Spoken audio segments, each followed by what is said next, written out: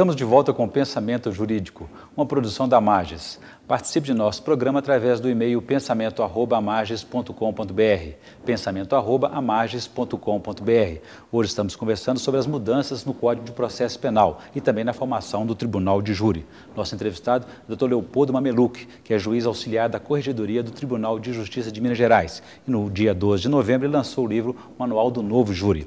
Dr. Leopoldo, o senhor falou no bloco anterior sobre a ausência do réu, que pode forager aí na notificação, até no julgamento. Ele pode ser julgado à revelia, então, nesse caso? Pode, e nós já fizemos esse julgamento aqui em Belo Horizonte, porque a lei entrou em vigor 30 dias depois da publicação, e foi exatamente no dia 9 de agosto que ela começou a vigorar.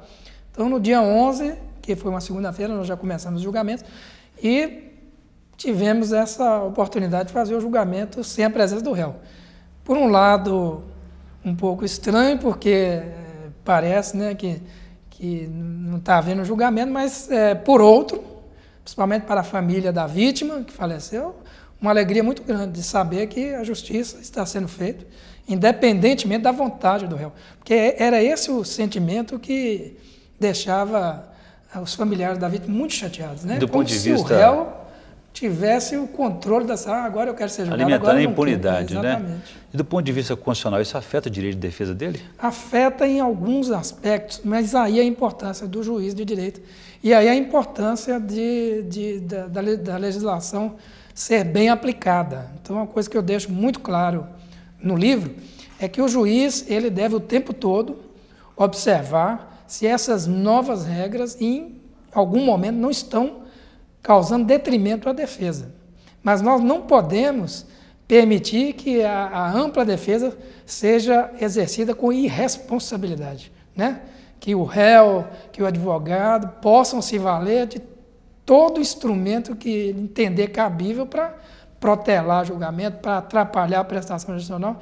Isso a lei não pode admitir. Então, cabe ao juiz controlar essa atuação. Isso é uma importante medida contra a impunidade. Correto. Doutor Leopoldo, agora também houve uma outra mudança nesse sentido, que é a extinção do segundo julgamento para automático, aqueles casos de condenação de mais de 20 anos. Isso foi importante? Importantíssimo na medida em que dava também um privilégio ao réu, e normalmente ao réu mais perigoso, de recebendo uma pena superior a 20 anos. E veja bem que as penas no Tribunal do Júri, elas podem variar de 6 a 20, se o crime é de homicídio simples, ou de 12 a 30 anos, se o crime é de homicídio qualificado. O que é um homicídio qualificado? É aquele homicídio praticado com um requinte, né? Crueldade, vingança, torpeza... crime hediondo. Os crimes hediondos também. Então, se ele recebesse uma pena superior a 20 anos, automaticamente o júri não teria valido nada, né? Então, os juízes mais experientes até evitavam de aplicar pena superior a 20 anos. Você via aí réus condenados a 19 anos, 6 meses, 19 anos.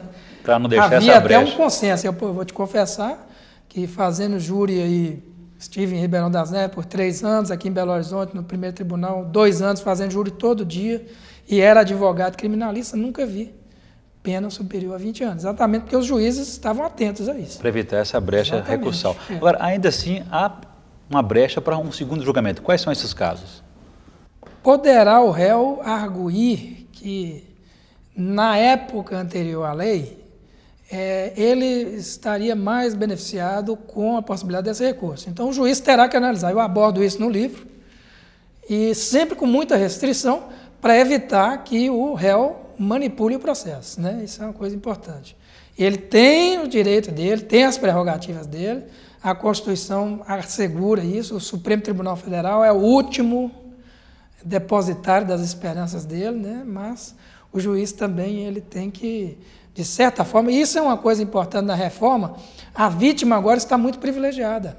Ela tem que ser ouvida, se ela se sentir constrangida, ela pode ser ouvida em videoconferência, ela tem que ser notificada se eventualmente o réu for posto em liberdade, ela tem que ser avisada, que não morreu, né? Até no caso da tentativa de homicídio. E isso aplica ao Código de Processo Penal também para os crimes de roubo, em geral todos os crimes.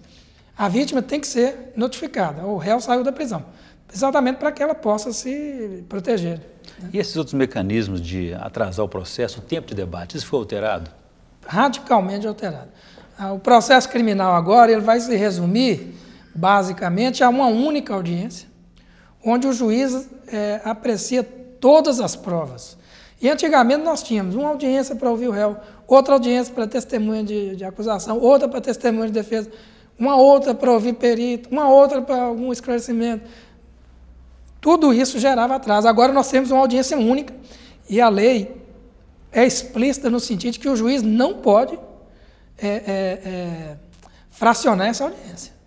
Só mesmo se tiver um motivo muito justificado. E pelo número de audiências que o senhor disse aí, de tramitação, parece que multiplicou em mais de 5 vezes. Claro, aí, você falou 5 tínhamos casos aí de 5, 6 audiências, e agora a lei exige do juiz isso, que isso seja feito em uma única audiência. Muito bem. Doutor Leopoldo, eu vou fazer um novo intervalo. Gostaria que no próximo bloco o senhor falasse para a gente sobre as expectativas do meio jurídico, se receberam bem ou não essas medidas, essas novas mudanças, e também falasse para a gente sobre as videoconferências e a apresentação de provas. Ok? A gente volta em instantes.